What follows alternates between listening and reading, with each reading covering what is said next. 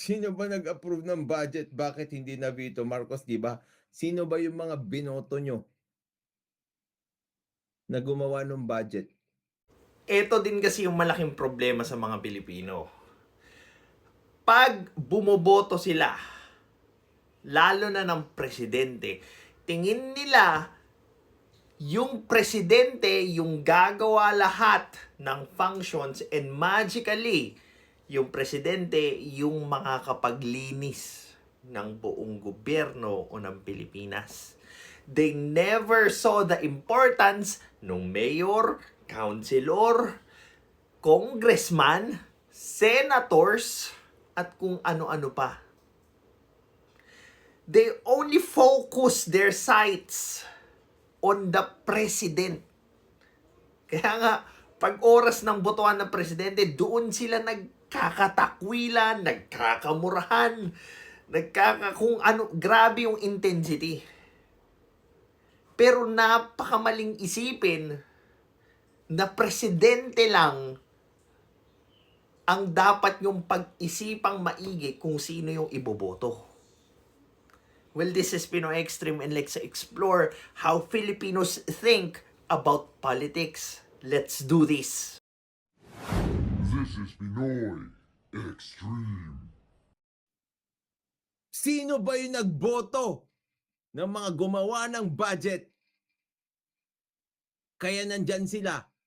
Kayo, 'di ba? May parte din kayo dito, siya nga. Kayong magmalinis.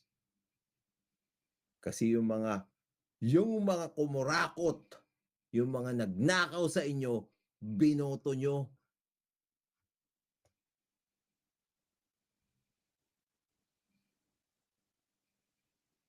Oh.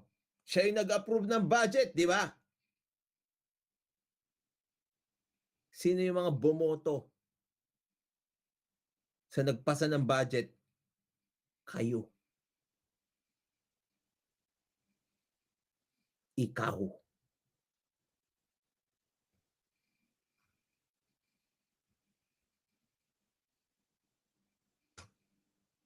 Kaya nga tayo nag-aaral tayo dito kung paano maayos pumili, paano baguhin yung paligid. Tapos nalalak pa rin kayo dun sa pag-iisip na pwede niyong sisihin lahat pera sarili mo. Kailangan magtrabaho lahat. Kailangan lumaban lahat pera sarili mo. That's how Filipinos are. Filipinos do not want to take responsibility for their actions.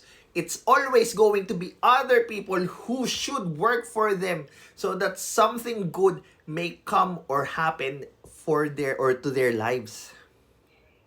Malakas sila magturo ng mga hindi ginawa or dapat gawin ng ibang tao, pero sila mismo sa mga sarili nila wala silang gustong gawin kasi sa tingin nila they are perfect. They are the very example of what should be followed, and they do not have anything to do with how we should change the system. Tingin nila nagbabayad sila ng tax, okay na yun. Tingin nila, binoto nila yung mga politiko na idol nila, tapos hindi nanalo, okay na yun. Sasabihin nila, tama kami. Kasi dapat si ganito nanalo eh. Diba? They are going to be proud of something that didn't happen, and hindi na sila magko-contribute doon sa continuous process ng pag-improve ng sistema, ng ugali, ng kung anong hindi tama sa Pilipinas. Kaya nga tayo lagi sinasabi, di ba? Influence the people around you to vote for the right people. O sige, sasabihin nyo, hindi ko naman binoto yan. Hindi rin naman pwedeng sisihin. Parang magsarili ka lang at manisi. Sabi nga nila, di ba? Kapag wala kang ginawa, kasali ka. Kapag wala kang ginawa para hindi iboto nung kapitbahay mo yung magnanakaw, kasabwat ka, complicit ka, 'di ba? Oh, walang kalaban si Tambi, walang bumoto kay Tambi, yung congressman niyo binoto, kaya nga siya naging speaker.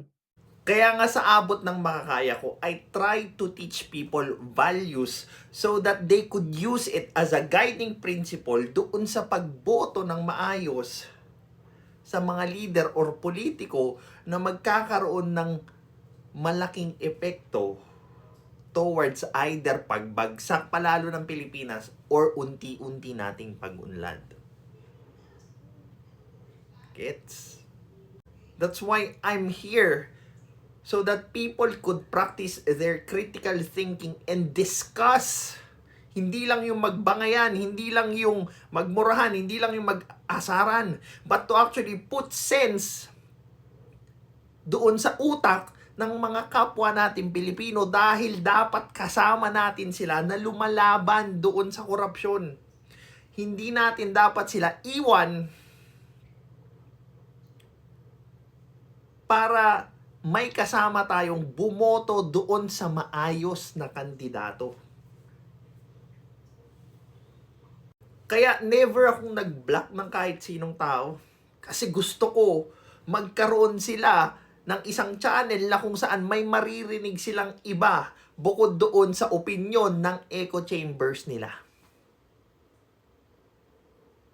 And ito na yung ambag ko towards sa better or improve Philippines. Yung bigyan ng isang platform ang mga Pilipino para mahasa nila yung critical thinking nila. Kasi higit sa lahat, yan yung magiging susi sa pag-unlad hindi lang ng Pilipinas kundi pati mga sarili natin. Well, this is Pinoy Extreme. Have a great day.